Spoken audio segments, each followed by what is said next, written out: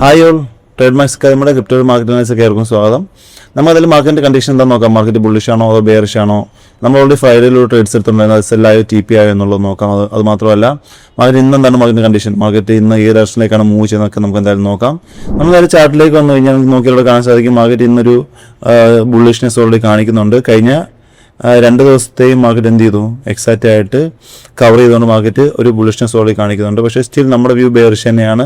നമ്മൾ അതുകൊണ്ട് തന്നെ താഴത്തേക്കുള്ള ട്രേഡ്സിലാണ് പ്ലാൻ ചെയ്തിരിക്കുന്നത്. അത് നമ്മൾ എക്സാക്റ്റ് ഒരു എൻട്രി ആയിട്ട് പ്ലാൻ ചെയ്തിരിക്കുന്നത്. നമ്മൾ 1 hourലേക്കും സ്വിച്ച് ചെയ്ത് കഴിഞ്ഞാൽ നമ്മൾ കഴിഞ്ഞ നോക്കി കഴിഞ്ഞാൽ നിങ്ങൾക്ക് കാണാൻ സാധിക്കും മാർക്കറ്റ് എക്സാക്റ്റ് നമ്മുടെ ടാർജറ്റ് എന്ന് പറയുന്നത് 62,300 വരെയായിരുന്നു. മാർക്കറ്റ് എക്സാക്റ്റ് 62,500 വരെ മൂവ് ചെയ്തതിന് ശേഷം ഒരു 200 പോയിന്റ് ഇപ്പുറത്ത് വെച്ച് മാർക്കറ്റ് തിരിച്ച് മൂവ് ചെയ്തിരിക്കുകയാണ്. ആ ടൈമിൽ നമ്മൾ നമ്മുടെ ഗ്രൂപ്പിൽ അപ്ഡേറ്റ് ചെയ്തിരുന്നു. 1:1 എല്ലാവരും ടാർജറ്റ് ഫിക്സ് ചെയ്തോളം അവിടെ അപ്ഡേറ്റ് ചെയ്തു. നമ്മൾ ഇറങ്ങി. അതുപോലെ തന്നെ നമ്മൾ ക്ലയൻസിന് ഓൾറെഡി എന്ത് ചെയ്തിട്ടുണ്ട്, അത് 1:1 ഇറങ്ങിയിട്ടുണ്ട്. സ്റ്റിൽ മാർക്കറ്റ് അനുസരിച്ച് ഒരു ബുള്ളിഷ്നെസ് ഒരു മൂവ് കാണിച്ചു.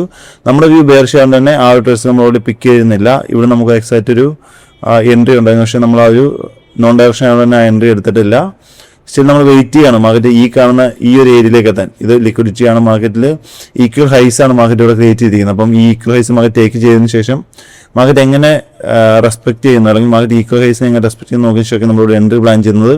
അത് മാത്രമല്ല മാർക്കറ്റ് മുകളിൽ ഇത് ഈ ഒരു ഏരിയ മാർക്കറ്റിൻ്റെ ഈക്വൽ ഹൈസ് ആണ്.